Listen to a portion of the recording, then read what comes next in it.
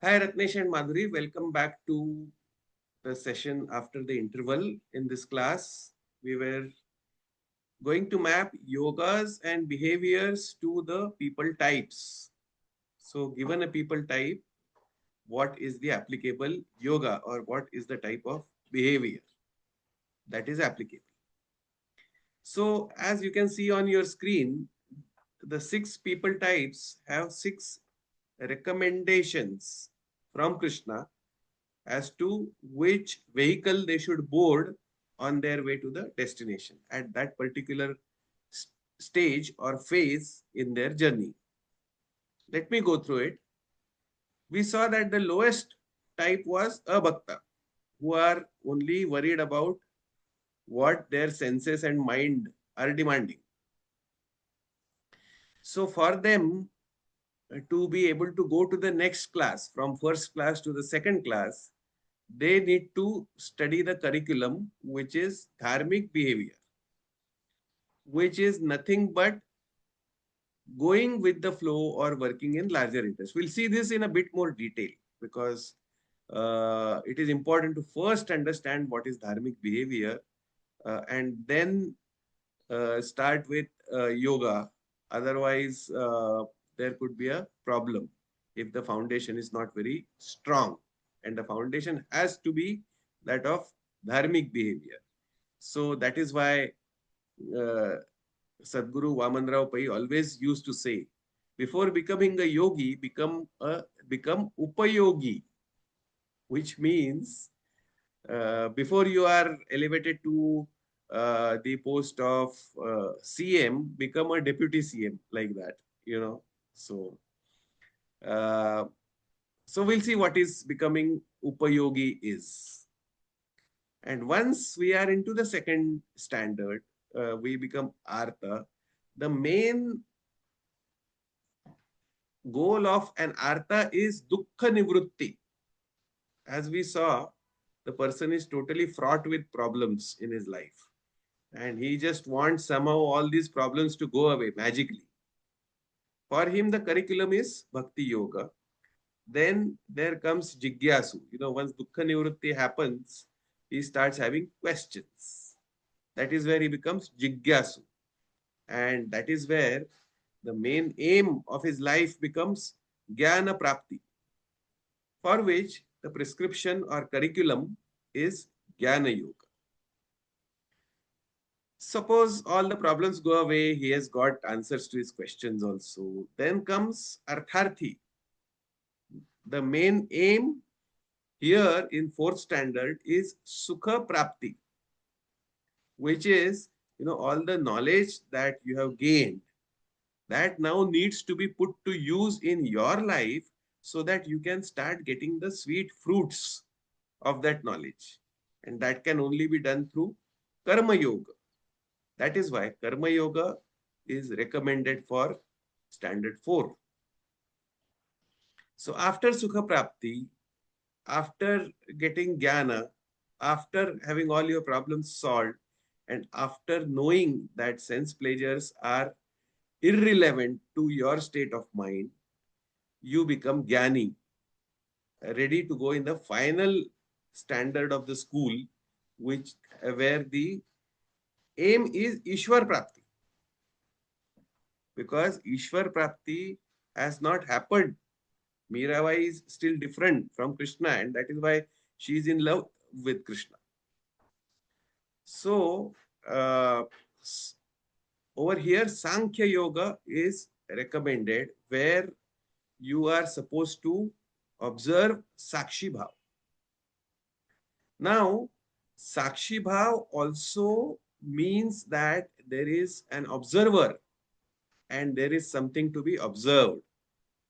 So the duality still remains.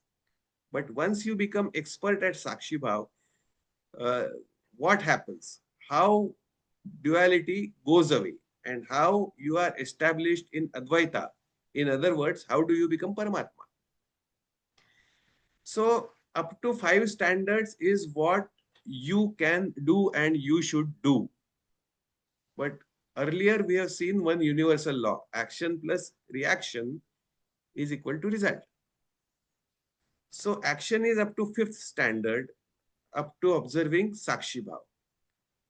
To that, Bhagwan reacts by removing your duality. And the result is that you become Paramatma. So, as I said, our destiny is co sculpted or co authored by us and Bhagwan together.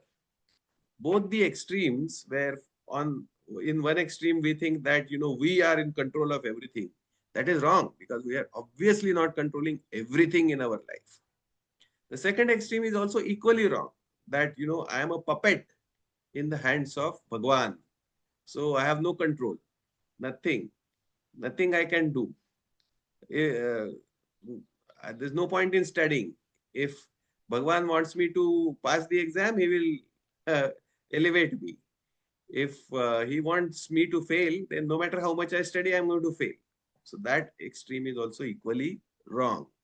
We are co-sculpting our destiny with Bhagwan through the universal law: action plus reaction is equal to result. And results we don't control, reaction we don't control, but our action is controllable by our own free will. And only when we initiate some action first is there a reaction from Bhagwan's side. Bhagwan on his own does not initiate, he only gives reaction and result. So पूजा हमें करनी पड़ती है और प्रसाद भगवान देते हैं उसका. So it is like that. So once we become expert at Sankhya Yoga, once we are able to play the role of a spectator in this grand show, then Bhagwan steps in and he gives us Advaita, or we become, Mirabai becomes Krishna himself. And that is the state where we become Mukta. And once we become Mukta, we have reached the destination. As you know, after reaching the destination, there is no point in continuing with the journey, right? There's no point in running if you have already reached where you are supposed to reach. So, no sadhana is applicable. Any sadhana is not applicable. And here you are already, vasana kshay happens, where, all the desires, uh, they are they leave you like a ripe fruit falls off a tree after becoming ripe, as easily, as effortlessly, as naturally as that. You won't even, because you have become Paramatma. Yaar, now what? What else do you want? Kind of thing. We will also see on this slide that the combination of Bhakti Yoga, Jnana Yoga, and Karma Yoga is known as Nishkarma Yoga. So let us talk a little bit more about dharmic behavior, because that is the starting point in our sadhana, the foundation of our sadhana. Dharma is nothing but life enabler. Adharma is nothing but life disabler. Or in other words, dharma is nothing but show enabler. And adharma is nothing but show disabler. Because the definition of dharma is dharayati sadharma. That which sustains life as a whole is called dharma. It is not only my life or your life or somebody else's life. It is life as a whole on this planet. And the sustainer of that is called as dharma. And dharma has nothing, absolutely nothing to do with religion, such as Hindu, Jain, Buddha, uh, Christian, Muslim, Jewish, or whatever other dharmas there might be in this world. So, religion and dharma are not synonyms. So, in summary, dharma keeps the show going, whereas adharma threatens to disrupt the show. And show is nothing but gross cosmic order of creation, sustenance, and dissolution. We have already seen that in the life cycle of universe that we study. And we have also seen that adharma, no matter how strong and how threatening it becomes, it is never ever successful in fully disrupting the show. This show is also a flow, so the entire life is flowing like a river. And we have seen how life can also be uh,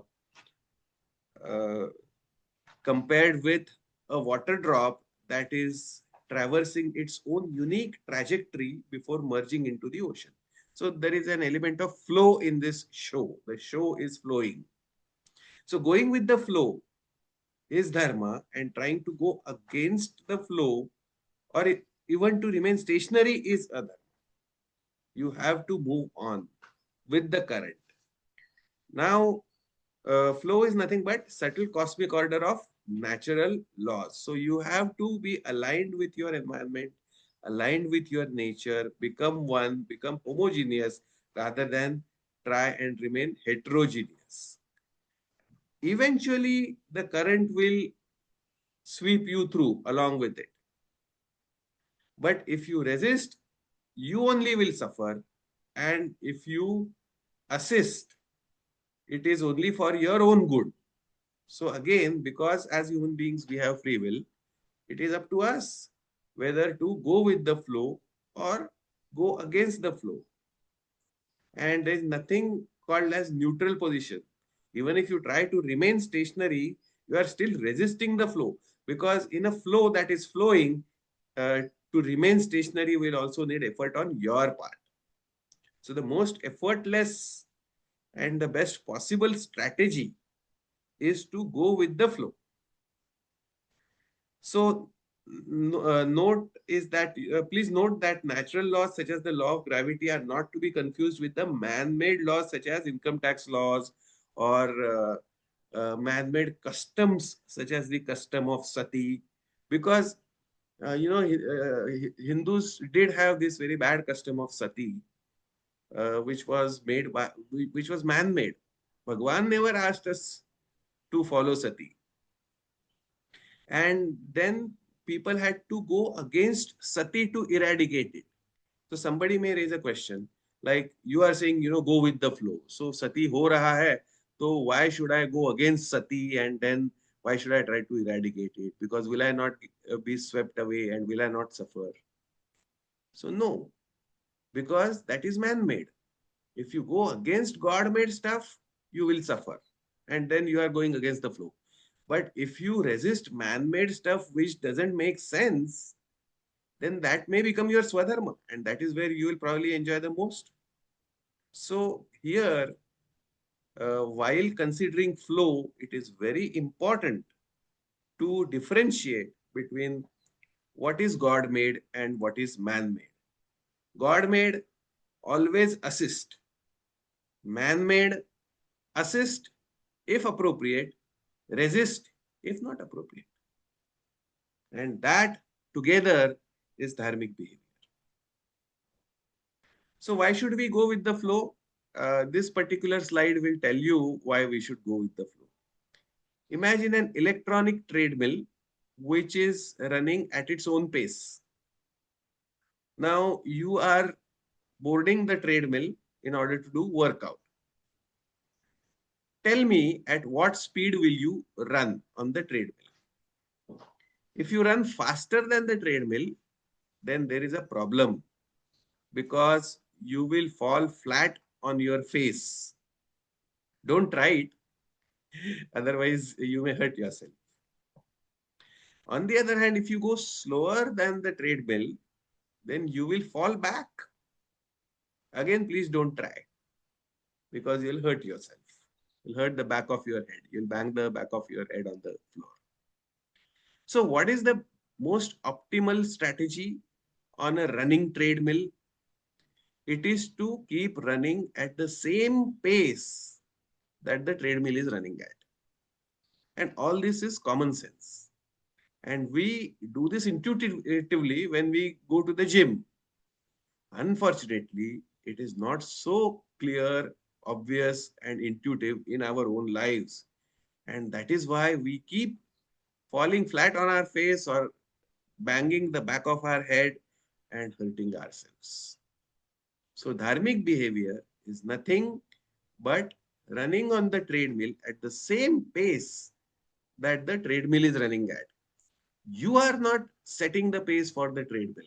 You are only aligning with the pace of the treadmill. That is why I specifically said that consider that this treadmill is electronically operated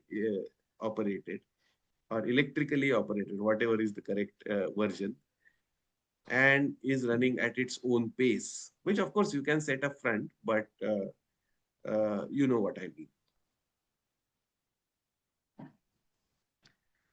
Now, let us dwell a little bit on Triguna.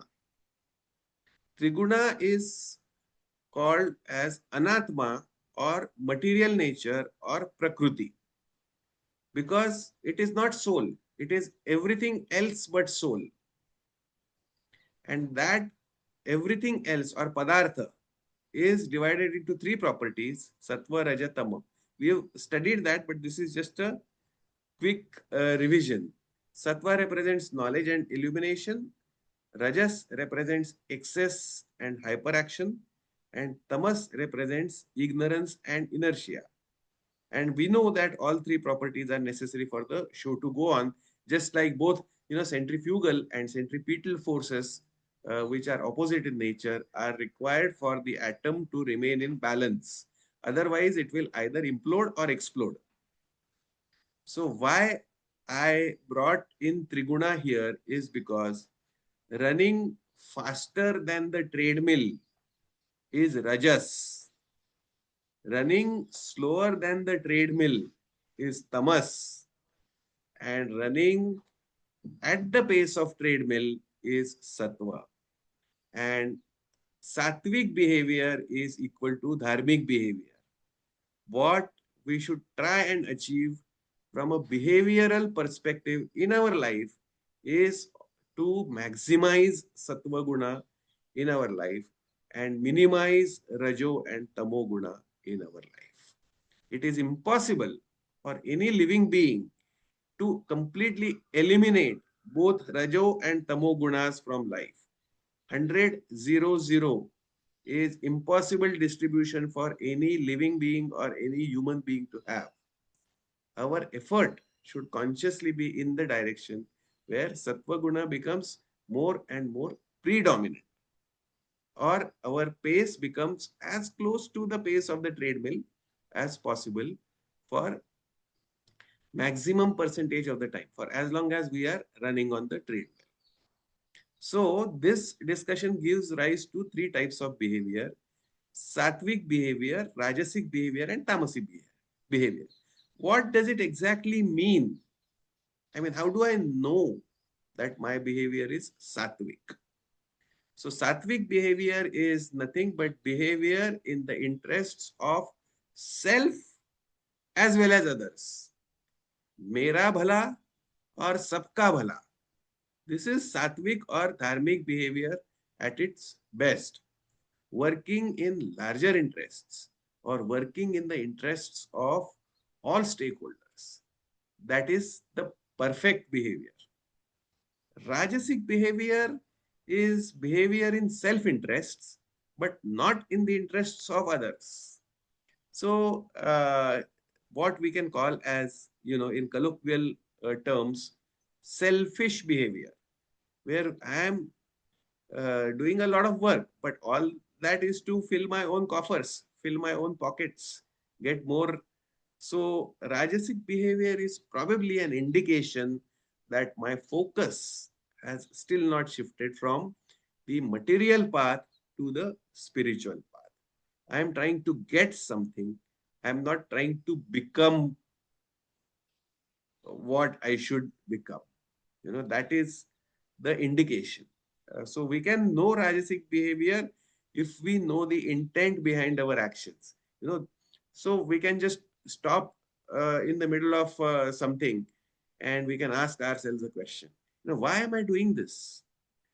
Do I want me to be happy, others to be happy, both to be happy, or none to be happy?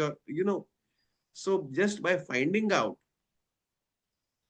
who is going to benefit by my action, I can classify it either as sattvic, rajasic, or tamasic action.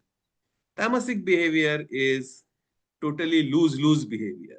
You know, behavior neither in self-interests nor in the interests of others. It is ignorant behavior. As you know, uh, tamoguna is indicative of ignorance. Sattva is indicative of light.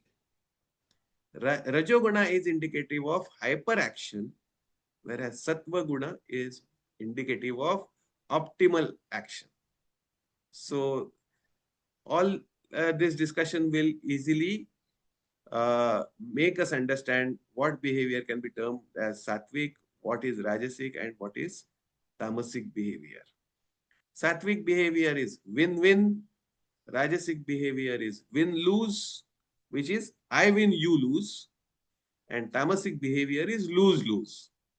Sometimes people just go crazy and they behave uh, totally illogically and without any context or uh, purpose or whatever. I mean, there are enough examples of tamasic behavior as well. With this, we go on to the next slide. There are certain values that have been described in Bhagavad Gita as representing dharmic behavior.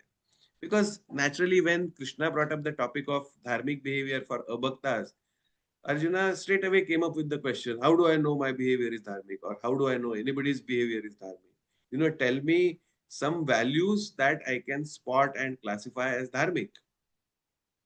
So Krishna very patiently answered that question as well. He said, wherever you see fundamental values like Satya and Ahimsa, truth and non-violence being followed, it is dharmic behavior. So Satya we know, we have learned Jnana Yoga and Brahma Vidya, and any behavior where which is aligned with that absolute truth is dharmic behavior. Non-violence may need a little bit of explanation. Usually we think not hurting others is ahimsa. That is not true. A soldier kills soldier of another country. He is hurting. In fact, he is killing. So, is he doing himsa or is he doing ahimsa? Let me tell you that he is doing ahimsa. A soldier, although he kills many on the other side of the camp, is non-violent, because non-violence is not just not hurting others. It is going with the flow. Going with the flow is non-violence. Going against the flow is violence.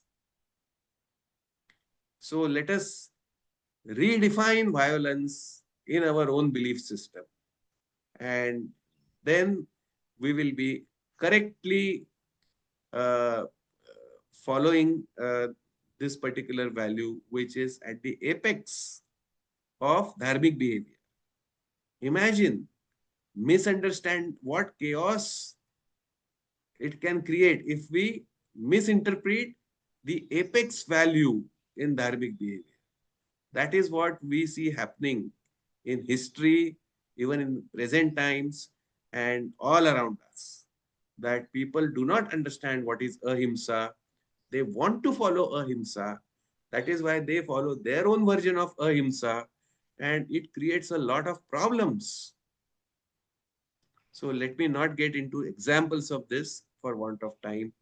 We are smart enough to come up with our own examples. The second value is mind control, which is called as shama. We have always said that mind and senses are not us. We are not our mind. We are not our intellect. We are not our body. These are the resources given to us so that we can undertake the journey to reach the destination that is common for all of us. So we have to always keep this hierarchy very clear. Usually our mind and senses. especially in case of abhaktas, they become the masters, and then we become their slaves. And that is what creates all the grief in our life. But once we establish a clear line of control where we tell mind and senses that, okay, yeah, you are good, you're useful, I like you, I love you, I'll take care of you, I'll maintain you properly, I'll use you properly. But remember, do not try to be over smart. Don't try to compromise the relationship between us, which is I am the master and you are my resource. So doing this is Shama and Dama. Knowing this, being aware, and behaving as such demonstrates the values Shama and Dama. And performance of duty, Uparama. People who think that Bhagwan only does everything, I'm only a puppet, they are usually tamasic. They will do under action. They will not act at all. They will be lazy, they will procrastinate, blah, blah, etc. Go ahead, Ratnesh, ask your question. Yes sir. Sense control दमा, Hmm. Hmm. ऐसा बोलते हैं ना sir कि control नहीं करना चाहिए, control करते हैं तो वो और उग्र होती है। Should Hmm. Just observe it and then let it pass, Hmm. Hmm. तो वो ऑटोमेटिकली उसका इम्पैक्ट कम हो जाएगा। Wouldn't Yeah. That be an approach? और दम के नहीं यार, कुछ थॉट आया तो उसको दमन करने का, नहीं ये नहीं होगा। So it is like this, Ratnesh. When there is a child who doesn't know what is good for himself, he will behave in a very crazy manner. In order to prevent any hurt to the child, in child's interests, you will have to sometimes control the child, physically control the child. Okay, if in a road full of traffic, if the child is running, then you will have to run. You can't just observe the child. You will have to run after the child, hold his hand, and take him to safety. But when the child becomes an adult and it starts behaving properly, it starts knowing what is what. And then if he's straying, then you can just tell the child rather than running after him and pulling him to the side. That boy, now you are a grown up, so and you know the value of following traffic rules on jam-packed roads. So why don't you just uh, uh, not venture out where there is a lot of vehicular traffic? So there only telling suffices. And then a person who's really really uh, mature, if he is straying on a jam-packed road, just by looking at that person, he will look at you. He will observe you looking at him. And he will say, oh, sorry, sorry, sorry. I'll just get back on the road. So our mind and senses are also like that. In the initial stage of sadhana, you will have to exercise control only. And as they get more and more mature, as they get more and more of your friends, then uh, your interaction can reduce in intensity. But if you leave a child to do whatever it likes and just keep observing the child, it may end up hurting itself. And that is not the way to go. It's very commonsensical. So, Uparama is performance of duty. Equipoise is titiksha, samabhav. Sukha dukha same krutva labha labho jaya jaya. Acceptance, bhakti yoga, something to be done after. So that value is also uh, important, because when the seeds of titiksha are sown right at abhakta stage or dharmic behavior stage, does it grow into the tree of bhakti yoga later on? So acceptance, that too, total, loving, unconditional acceptance becomes easier if titiksha is followed from the very beginning. And Shraddha is also very, very important. Without Shraddha, nothing is possible. So you can go on questioning and questioning and questioning. You can go on asking why indefinitely. Who is to stop you?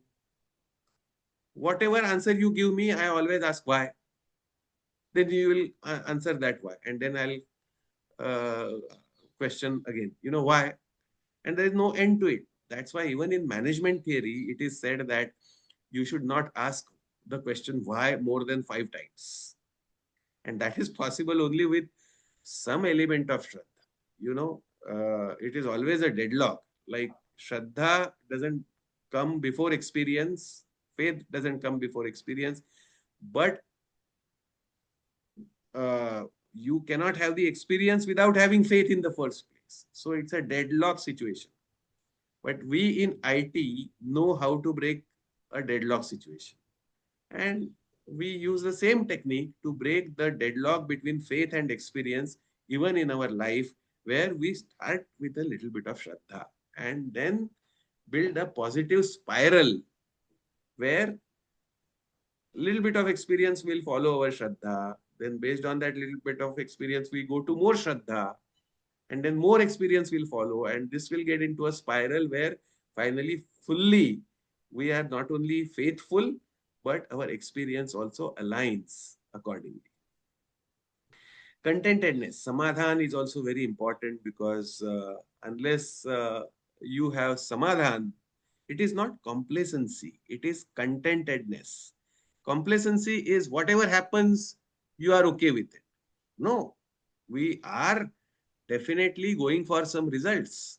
We should have goals. We should have KRAs.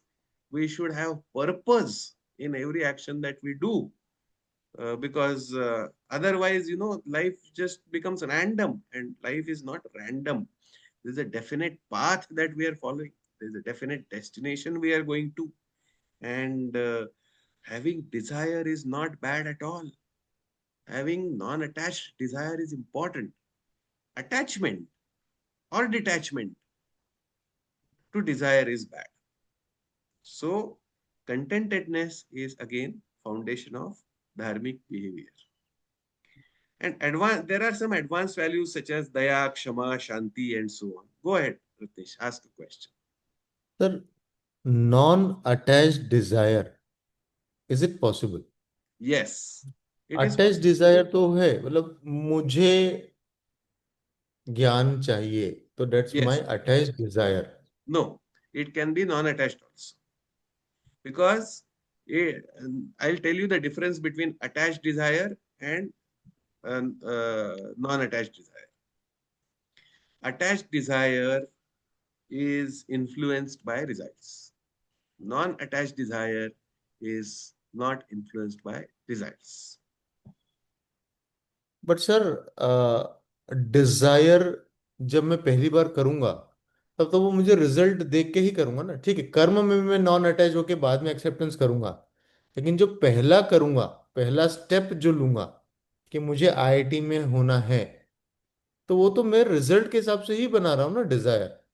See, whether the desire is attached or not, non-attached is not linked with first and second stage. It is linked with third stage of result, acceptance of the result. So depending on how you accept the result, it will decide whether your desire was attached or non-attached. You may yourself not know to begin with, even though you have the desire. So there is no harm in having the desire. मुझे Have the desire. Enlightenment चाहिए, मुझे Huh? Enlightenment चाहिए, is my strong Dzire. Yeah, yeah. So go और ahead मैं with that. उसके प्रति attached हूँ क्योंकि मुझे करना है, उस पर दृढ़ निश्चय से काम करना, और मैं मुझे चाहिए वो. Yes, yes. So do it. Have that desire. Do actions accordingly. Only at the time of result should you just accept the result without attaching yourself to the desire. But isn't that's not at the result stage, that is at the initial stage. Desire तो मेरी initial stage पे है ना sir.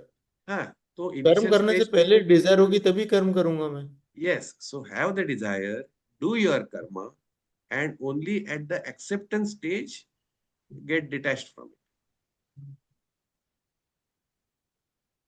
or remain non-attached. I shouldn't use the word detached because detached is attachment with Shirshasana. So it is as bad as attachment. So become non-attached when results come.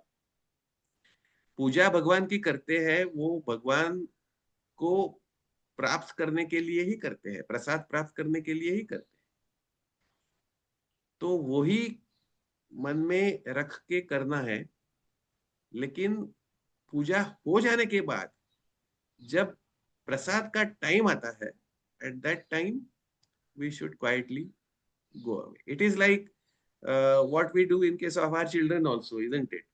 We bring up the children with great care. We make them into adults. Unka brahmacharya ashram we try to make as comfortable, as fulfilling as possible. And the moment they are able to stand on their own feet, we quietly go in the background. That is non-attachment. Okay. Okay, so there are many advanced values. In fact, there are 27 such values given in Gita, all of which we cannot be covered here. I have tried to cover as many important values as possible. Now, the litmus test. How do we know if a given action is dharmic or not? So, we have to stop and ask questions of ourselves. If everyone in the world were to take that action repeatedly, will the world become a better or worse place? If it becomes a better place, it's dharmic action. If it becomes a worse place, it is adharmic or adharmic action. Let me take an example. You know, let's say we are very helpful and we have helped somebody. You know, somebody has fallen down on the street and we quickly ran and helped that person to get to his feet. Is that dharmic or adharmic? Now, let's imagine a scenario where people falling down all over the world are helped out in the same way as we have helped out this person. Will this lead to a better world or a worse world? It's a very common sense. See, I think dharma is a lot of common sense if you come right down to it. So the commonsensical answer is obviously it will be a better world, which means it's a dharmic action. On the other hand, if I were to steal from somebody's pocket, something without his knowledge, is that dharmic or adharmic? Now, over here, I don't even have to go to the world, right? I just have to imagine that if somebody steals from my own pocket, will I be happy or unhappy? Obviously, I'll be unhappy. So it is an adharmic action. So that is the first of the three criteria for the litmus test for classifying any action as dharmic or adharmic. The second criteria is it in everybody's interests? So if majority of the stakeholders, majority of the time are benefiting, then it's a dharmic action. On the other hand, if stakeholders themselves are going to be unhappy, then what is the point? Then it is not a dharmic action. And the third is that action aligned with my own Guna or own Swabhav or own nature or own Prakriti? Is it something that I look forward to doing before doing it, enjoy doing while doing it, and look upon very fondly after I have done it? So, as we have earlier seen, these criteria will also help me to very clearly identify what is aligned